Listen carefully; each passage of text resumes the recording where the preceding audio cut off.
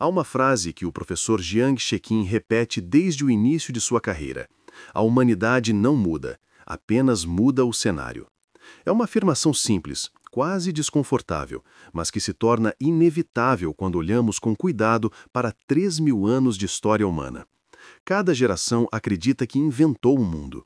Cada sociedade acredita que é mais inteligente, mais preparada, mais consciente do que todas as anteriores.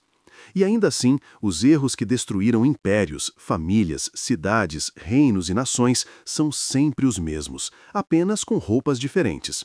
É isso que o professor Jiang chama de a grande rima da humanidade. Não se trata de destino, nem de superstição. Trata-se de padrão. Um padrão psicológico, histórico e filosófico que atravessa séculos como um fio invisível, ligando o presente ao passado de maneira tão profunda que, para quem estuda esses ciclos, nada realmente surpreende. Jiang afirma que se você tirar os nomes, as bandeiras, as datas e os símbolos, o comportamento humano se torna previsível. E é justamente por isso que ele considera a história o único espelho honesto que resta. Segundo ele, cada sociedade vive a mesma sequência emocional: entusiasmo, excesso, arrogância, fragilidade, queda e reinício. Não importa se estamos falando da Atenas clássica, da Roma imperial, da dinastia Tang, do Renascimento florentino ou da modernidade digital. O desenho psicológico é o mesmo. A humanidade progride em conhecimento, mas não progride em sabedoria. Jiang diz que esse é o ponto que quase ninguém quer admitir, porque aceitar essa rima significa aceitar que não somos tão excepcionais quanto imaginamos. Significa reconhecer que a nossa geração continua carregando dentro de si os mesmos medos, os mesmos vícios, as mesmas ilusões e as mesmas fragilidades que derrubaram civilizações inteiras. A tese dele é clara: não repetimos erros porque não aprendemos. Repetimos erros porque não reconhecemos que somos parte do mesmo padrão. Ele costuma dar um exemplo simples. Quando uma civilização começa a prosperar, surgem 3 pensamentos perigosos. Conquistamos esse progresso porque somos especiais. Nada do que destruiu os outros pode nos destruir. Somos a exceção à regra. Esses 3 pensamentos aparecem sempre antes do declínio. Sempre. Seja no Egito Antigo, em Bizâncio, na Inglaterra vitoriana, no Japão do período Edo ou em qualquer outra sociedade que acreditou ter chegado a um ponto onde a história não tinha mais poder sobre ela. Jiang diz que isso não acontece por ignorância, mas por uma espécie de ilusão coletiva. Uma ilusão construída lentamente que faz uma civilização acreditar que está acima da condição humana. E quando uma sociedade acredita nisso, ela perde o senso de limite. E quando perde o senso de limite, cria as condições perfeitas para o erro que a derrubará. Mas o mais fascinante na visão de Jiang é que ele não analisa isso apenas como historiador. Ele analisa como psicólogo da mente coletiva. Para ele, sociedades se comportam exatamente como indivíduos, com esperança, vaidade, medo, ambição e cegueira. E é por isso que a história rima, porque os seres humanos são, no fundo, sempre os mesmos. A grande questão que ele levanta é simples e devastadora. Se a humanidade repete padrões, então por que continuamos vivendo como se estivéssemos livres deles? Por que continuamos acreditando que somos a primeira geração imune aos erros dos nossos antepassados? Por que seguimos construindo futuros que ignoram séculos de evidência? Jiang responde essa pergunta de maneira direta: porque as pessoas vivem presas ao presente. E quando você vive apenas no presente, você perde a capacidade de perceber o desenho maior, perde a capacidade de enxergar a rima. E é essa cegueira que, segundo ele, destrói sociedades mais do que guerras, crises ou inimigos externos. Uma sociedade só cai quando perde a lucidez. E a lucidez só se mantém quando entendemos que não somos exceção, somos continuidade. Neste vídeo, o primeiro do nosso projeto, nós vamos mergulhar profundamente nessa grande tese de Jiang Shekin. Vamos entender por que repetimos os mesmos erros, quais são os mecanismos psicológicos que nos cegam, quais são as lições históricas que esquecemos e como tudo isso se conecta à maneira como vivemos hoje. Sem sensacionalismo, sem previsões apocalípticas, sem temas proibidos, apenas essência humana. observação histórica e reflexão profunda, exatamente como Jiang ensina. E à medida que avançarmos, talvez você perceba que certas decisões pessoais, familiares e sociais não são tão novas quanto parecem. Talvez você veja que muito do que consideramos moderno é apenas a versão mais recente de padrões muito antigos. E talvez, só talvez, você comece a enxergar a rima antes que ela se repita na sua vida. Afinal, como o próprio Jiang diz, a história não é um arquivo morto, é um aviso escrito em ciclos. E cada geração escolhe se quer ler ou repetir. Quem é Jiang Sheqing e por que ele enxerga padrões que o mundo ignora? O ponto de partida para entender a tese da grande rima da humanidade é entender quem é Jiang Sheqing. Não porque ele seja uma celebridade, ele não é, mas porque sua visão histórica nasce de uma biografia incomum que combina Oriente e Ocidente, academia e prática, filosofia e política. Nos anos seguintes, Jiang nasceu em Pequim, numa época em que a China ainda carregava cicatrizes profundas de transformações sociais e econômicas. Cresceu no centro de um país que, ao mesmo tempo, tentava abrir as portas para o mundo moderno e preservar tradições milenares.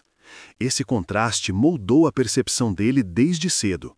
Nada é totalmente novo, tudo carrega raízes antigas.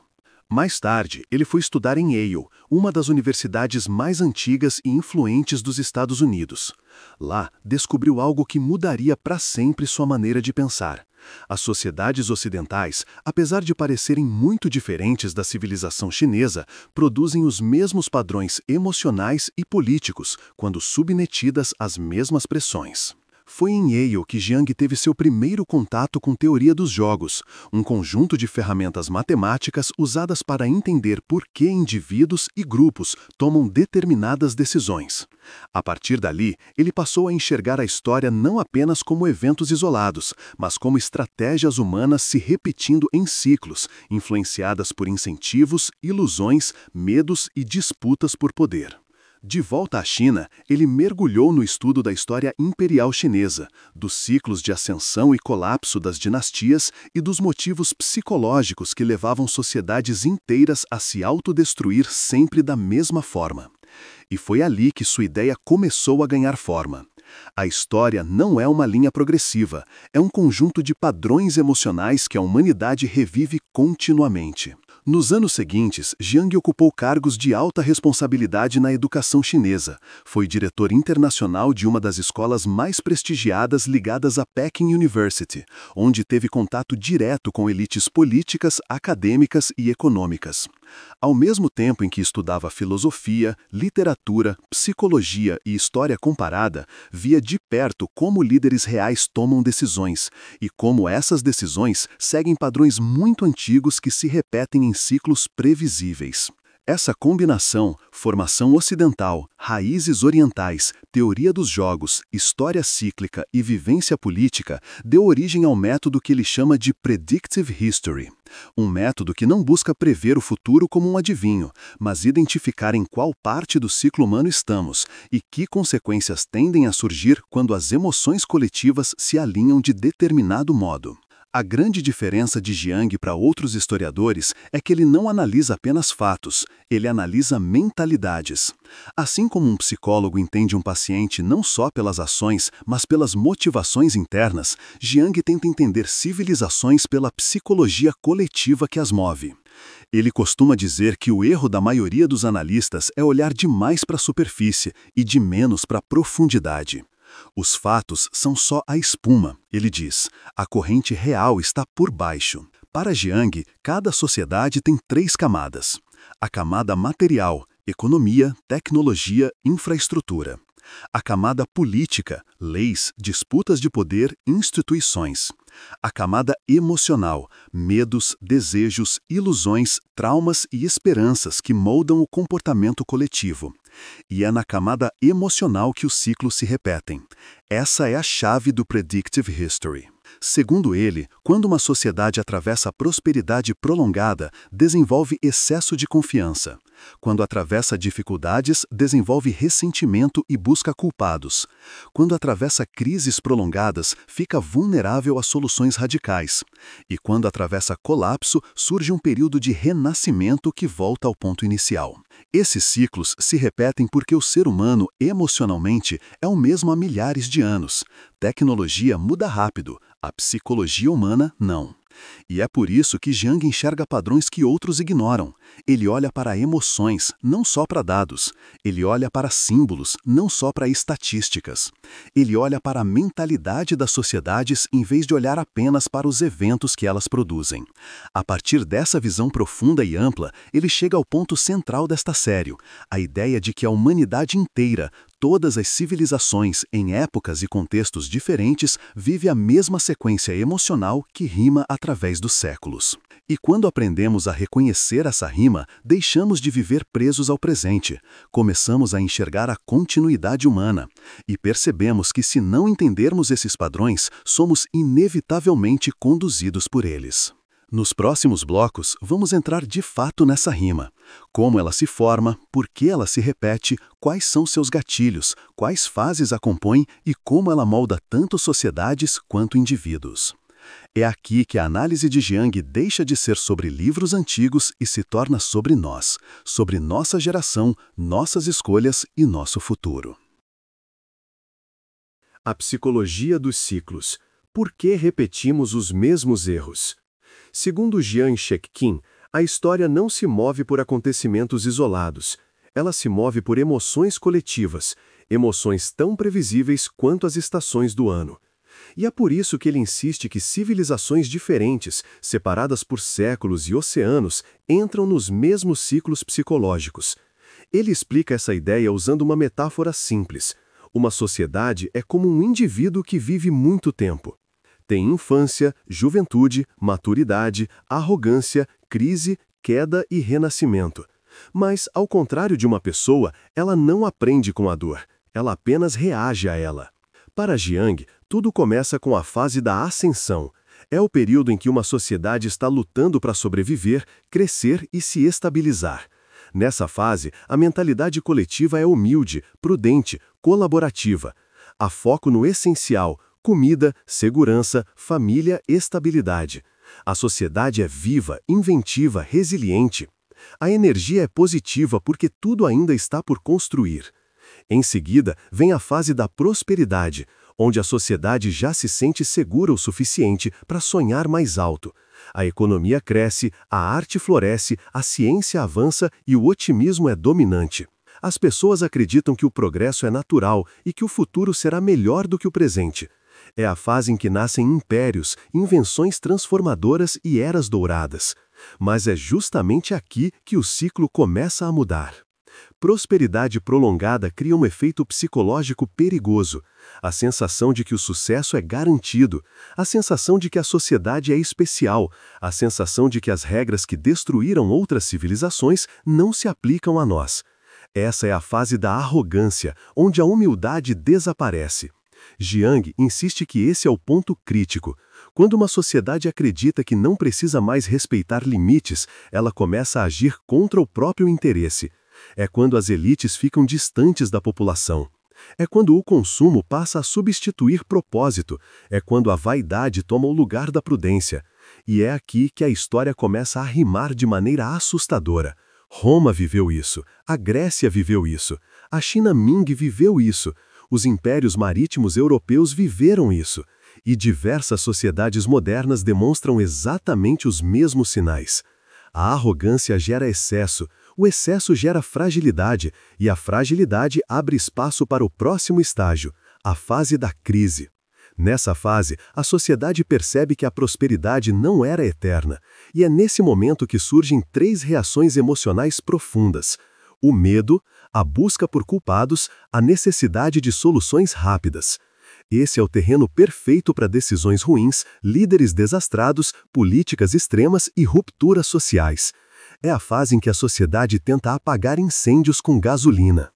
E segundo Jiang, é aqui que o padrão mais perigoso aparece: a ideia de que o problema são as pessoas erradas e não a arrogância acumulada ao longo de décadas. Essa fase da crise pode durar anos ou décadas, e é nela que surgem guerras, rupturas institucionais, polarizações e colapsos econômicos. A sociedade tenta recuperar estabilidade, mas faz isso com base em impulsos emocionais, não em sabedoria. O próximo estágio é a fase do colapso, que Jiang define não como destruição total, mas como o fim de uma ilusão.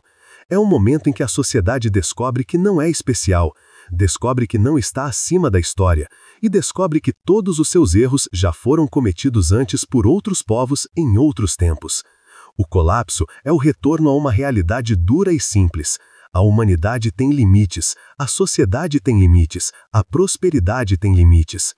Essa fase é dolorosa, mas é também a única capaz de abrir caminho para o último estágio, a fase do renascimento. Aqui, uma nova geração, não a que colapsou, mas a que nasceu depois, assume o comando. E essa geração costuma ser mais humilde, mais prática e mais colaborativa. Ela reconstrói o que foi perdido com menos arrogância e mais sabedoria, mesmo sem saber que está repetindo um padrão antigo. Jiang diz que essa fase é sempre mais silenciosa e menos celebrada. É nela que surgem novas bases culturais, novos modelos econômicos e novos valores sociais. Mas com o tempo, essa nova geração próspera, e a prosperidade leva ao excesso, o excesso leva à arrogância, e o ciclo começa de novo. Segundo Jiang, esse é o desenho mais profundo da história humana, o desenho que atravessa civilizações inteiras, mas também atravessa indivíduos. Porque, no fundo, cada pessoa vive seu próprio ciclo psicológico. Cada pessoa passa por fases de humildade, exuberância, excesso, crise e renascimento. A sociedade é apenas a soma dessas trajetórias individuais. Por isso, Jiang insiste que a lição da história nunca é sobre datas, é sempre sobre psicologia humana. Civilizações não caem porque edifícios desabam, elas caem porque emoções se repetem. E é entendendo essas emoções, suas causas, seus gatilhos e suas consequências que conseguimos entender por que, apesar de 3.000 anos de registro histórico, continuamos tropeçando nos mesmos padrões. No próximo bloco, vamos explorar a parte mais profunda da tese de Jiang, como a ilusão coletiva se forma, como ela se alimenta e como ela destrói uma sociedade sem que ninguém perceba. A ilusão coletiva. Como sociedades inteiras se enganam sem perceber. Para Jiang Xueqin, a parte mais perigosa da história humana nunca foi a guerra, a fome ou a crise econômica. A parte realmente perigosa é a ilusão coletiva, aquele momento em que uma sociedade inteira passa a acreditar numa história confortável demais para ser verdadeira. Ele diz que civilizações não caem por causa de inimigos externos, elas caem porque, antes disso, caíram na própria mente, caíram na narrativa de que, desta vez será diferente, de que somos especiais, de que a história não se aplica a nós. Jiang chama isso de o ponto cego civilizacional. E, de acordo com ele, esse ponto cego sempre nasce da mesma fonte, o descompasso entre o que a sociedade realmente é e o que ela acredita ser. Esse descompasso cresce lentamente, quase de forma invisível, e quanto mais prosperidade uma sociedade acumula, mais confortável ela fica espiritualmente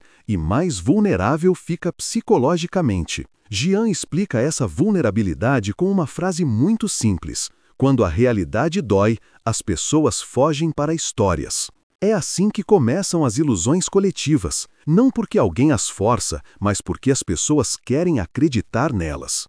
E existem 3 ilusões que aparecem em quase todas as civilizações antes do declínio. 1. A ilusão da invencibilidade. Essa é a crença de que a sociedade chegou a um nível tão avançado que está imune aos erros do passado. Roma acreditava nisso pouco antes de cair. A Grécia acreditava nisso antes de ser absorvida por um reino menor. Dinastias chinesas acreditaram nisso antes de colapsar. E inúmeras civilizações modernas também acreditam. Jiang diz que esse tipo de ilusão não é racional, é emocional. É o resultado de décadas de prosperidade acumulada que criam a sensação de que nada pode mudar. A sociedade para de se adaptar, para de se questionar, para de se reinventar. E quando a mudança finalmente chega, ela chega como choque. 2. A ilusão do controle total. Aqui surge a crença de que é possível resolver todos os problemas complexos da sociedade com organização, sistemas e regras. É a ideia de que basta ter instituições fortes, tecnologia avançada ou especialistas suficientes para evitar erros. Jian afirma que essa ilusão é uma das mais sedutoras para elites políticas e intelectuais, porque dá a elas a sensação de que o mundo é administrável, quando a história mostra que ele não é. Ele sempre repete que sociedades humanas não são máquinas, são organismos emocionais. E organismos emocionais não respondem a controles rígidos, respondem a incentivos, medos, sonhos e frustrações. Toda vez que uma civilização achou que podia controlar tudo, acabou perdendo o controle de forma abrupta. 3. A ilusão da moralidade superior. Essa é talvez a mais perigosa de todas. É quando uma sociedade passa a acreditar que é moralmente superior às civilizações anteriores, que já aprendeu o suficiente para nunca mais repetir erros, que suas instituições são mais éticas, que suas intenções são mais puras, que suas ideias são mais esclarecidas. O problema, segundo Jian, é que essa ilusão impede qualquer reflexão profunda, porque quando uma sociedade acredita ser moralmente superior, ela perde a capacidade de se questionar. E quando não se questiona, não percebe os próprios erros até que eles já tenham se tornado irreversíveis. Como essas ilusões se tornam coletivas? Jian diz que essas ilusões não surgem apenas nas elites, elas descem para o povo comum, crescem nas escolas, nas conversas do dia a dia, nas expectativas de futuro, nas narrativas culturais. E é assim que uma ilusão deixa de ser individual e se torna uma realidade compartilhada. Pessoas começam a repetir as mesmas frases. Isso nunca vai acontecer aqui. A gente é diferente. Vivemos no auge da civilização. Nossos problemas são especiais. Ninguém antes de nós foi tão evoluído. Historiadores antigos, filósofos e poetas já descreveram esse padrão. Mas como Jian lembra, nenhuma geração acredita fazer parte dele. Todas acham que são a exceção. Por que a ilusão coletiva é tão destrutiva? Porque ela anestesia. Ela cria uma casca emocional tão confortável que impede a sociedade de perceber quando está entrando na fase da fragilidade. É como uma lente que suaviza a realidade até que ela se torne irreconhecível. A sociedade ignora sinais claros, ignora tensões crescentes, ignora desigualdades, conflitos culturais, excessos políticos, fragilidades econômicas. E quando percebe, já está na fase da crise, aquela fase em que a arrogância acumulada finalmente encontra seus limites. Jian diz que uma sociedade em ilusão coletiva é como uma pessoa em negação. Enquanto a narrativa parecer mais confortável que a realidade, ela sempre escolherá a narrativa. A solução não é medo, é lucidez. Jian não propõe pânico, ele propõe consciência. Para ele, o antídoto contra a ilusão coletiva não é fugir do mundo, é enxergar o mundo com clareza. Ele diz que a sociedade que deseja sobreviver ao seu próprio ciclo precisa de 3 qualidades simples, mas raras. Humildade histórica, reconhecer que não somos uma exceção da humanidade. Consciência psicológica, entender nossos impulsos coletivos. Coragem intelectual, questionar até mesmo nossas próprias certezas. Essas 3 qualidades não impedem uma crise, mas impedem que a crise se transforme em colapso. E para Jian, essa é a diferença entre civilizações que se renovam e civilizações que desaparecem. No próximo bloco, o último, vamos ver como Jian acredita que indivíduos e famílias podem atravessar esses ciclos com mais sabedoria, usando a história como ferramenta de lucidez e não como profecia. Como romper o ciclo? O que Jiang diz que realmente muda o destino de uma sociedade. Para Jiang Xueqin, entender que a história rima não é motivo para desespero. Não é uma sentença, não é um destino inevitável. É, na verdade, o primeiro passo para sair do padrão. Ele costuma dizer que a história só aprisiona quem não a reconhece. Mas quem a enxerga com clareza ganha aquilo que quase nenhuma civilização possui: consciência do próprio ciclo. E é nesse ponto que a análise dele deixa de ser teórica e se torna essencialmente prática. Porque, segundo Jiang, ciclos não são vencidos por grandes líderes, grandes impérios ou grandes revoluções. Eles são vencidos por pequenas decisões tomadas por indivíduos comuns, repetidas ao longo de uma geração inteira. É assim que sociedades se reerguem. É assim que elas evitam repetir tragédias do passado. E é assim que elas entram em fases de renovação sem precisar pagar o preço total do colapso. Mas o que exatamente Jung considera as atitudes que mudam o destino de uma sociedade? Ele lista 3 princípios centrais, simples na forma, profundos no impacto. 1. Recuperar a lucidez espiritual e emocional. Para Jung, o erro básico das civilizações em declínio não está na economia, nem na política, nem na tecnologia. Está na consciência. Ele diz que uma sociedade só colapsa quando perde sua clareza interior, quando suas pessoas param de enxergar a realidade e começam a viver em narrativas confortáveis. Por isso, o primeiro passo para romper o ciclo é recusar a ilusão. É olhar para o mundo como ele é, não como gostaríamos que fosse. É ser capaz de reconhecer limites, riscos e vulnerabilidades, sem cair no pânico e sem cair na arrogância. Essa lucidez é rara porque exige assumir responsabilidades que a maioria prefere evitar. Exige maturidade emocional, exige sobriedade.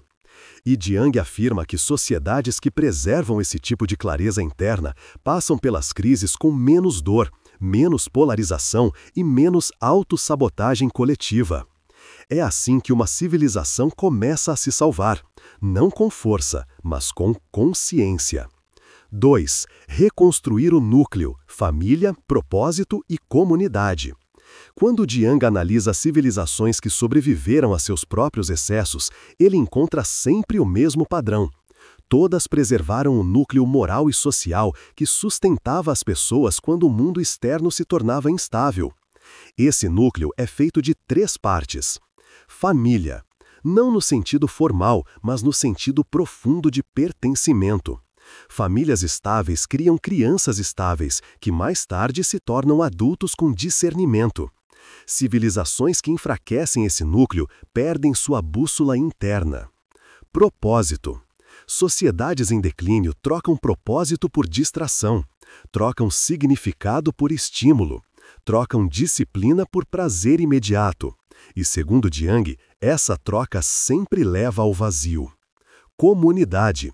Nenhuma civilização atravessa crises com indivíduos isolados. Sempre são comunidades, redes reais de apoio que seguram o tecido social enquanto o ciclo se ajusta. Jung diz que voltar ao núcleo não é regressão, é fundação. É aquilo que permite às pessoas atravessar períodos turbulentos sem perder o eixo emocional. E uma sociedade que conserva seu núcleo, conserva sua alma. 3. Desenvolver autonomia espiritual, econômica e intelectual. Esse é talvez o ponto mais importante da análise de Jung. Ele acredita que civilizações entram em decadência quando as pessoas entregam à sociedade aquilo que deveriam cultivar em si mesmas: discernimento, responsabilidade, prudência, autonomia. Para ele, autonomia tem 3 dimensões. Autonomia espiritual. Não depender de validação externa para definir valores. Isso fortalece indivíduos contra ilusões coletivas. Autonomia econômica. Viver de forma que não dependa completamente de ciclos externos para ter estabilidade. Sociedades resilientes são formadas por pessoas que entendem limites e evitam excessos. Autonomia intelectual. Pensar por si mesmo, ler, aprender, comparar, refletir. Não terceirizar entendimento, não aceitar respostas prontas. Jung diz que quando milhões de indivíduos cultivam esse tipo de autonomia, o ciclo muda. A sociedade fica menos vulnerável a narrativas fáceis, fica mais adaptável, mais consciente, mais resiliente. E é justamente assim que civilizações renascem. A responsabilidade que Jung coloca sobre cada um de nós. É impossível estudar a obra de Jung sem perceber uma verdade profunda. Ele nunca fala de civilizações sem falar de indivíduos. Ele nunca fala de sociedades sem falar de escolhas pessoais.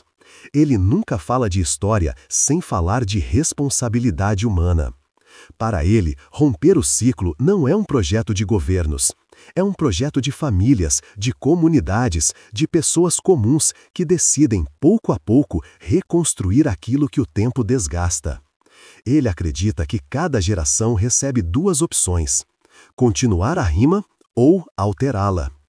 E, como ele repete incansavelmente, a mudança não começa quando o mundo muda, começa quando a consciência muda. No fim de suas palestras, Jiang sempre encerra com uma frase simples, mas que resume tudo. Você não precisa prever o futuro para atravessá-lo com sabedoria. Precisa apenas enxergar a história e escolher não repeti-la. Essa é a essência da grande rima da humanidade. A ideia de que a história não dita o que vai acontecer, mas revela o que tende a acontecer quando não estamos atentos. A ideia de que a chave para o futuro está no passado.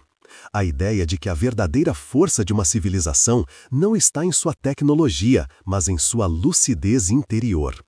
E é por isso que estudar Jiang Xueqin não é apenas estudar história, é estudar a si mesmo.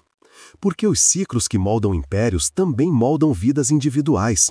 E quem aprende a reconhecer esses ciclos na própria jornada, quem aprende a perceber o momento da arrogância, da fragilidade, da crise e do renascimento, ganham uma vantagem que poucas gerações tiveram: a capacidade de romper a rima antes que ela se repita.